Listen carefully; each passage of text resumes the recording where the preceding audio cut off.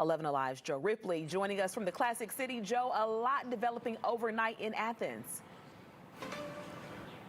Yeah, and now, Aisha, with a bit more daylight on our hands, we can really see how much this ice has accumulated and really made for tough conditions here on the roads. Let me show you behind me here where we're starting to see some of these power crews mobilize. Right now, some are getting repositioned up in northeast Georgia as far as the Georgia-South Carolina state line and Hartwell.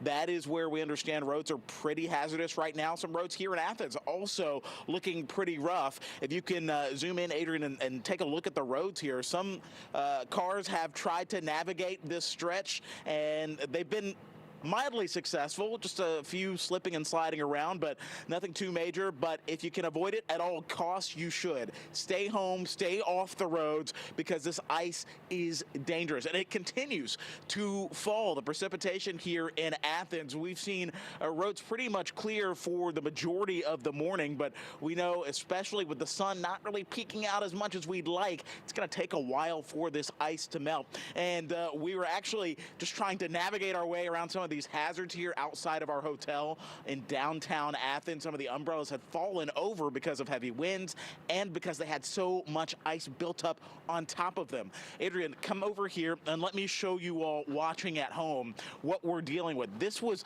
all of the ice piled on top of these umbrellas overhead. So we're kind of keeping three eyes open, if you will, to make sure they don't fall. But this stuff is hard. It's not like snow, right? It's not really packable. It's so hard that it just kind of crumbles in your hand. Imagine all of this building up on surfaces, on roads. It makes it super hard to navigate. And then, Adrian, if you can check out some of these power lines. We're already starting to see some of the glaze form on some of those lines. Icicles forming on power lines as well. This is going to be something we're watching throughout the entire day and throughout the overnight hours, Sunday into Monday as well, when those temperatures are expected to drop below freezing. For now, as we try and heat up as best as we can, we hope some of this ice melts. But in the meantime, you do not want to take a chance on these roads. Some of these puddles, again, will refreeze, but for the time being, the ice continues to accumulate, making for those layers of ice that anything can slip and slide on, including you if you try to, take some steps out on the roads or the sidewalks. Cars as well.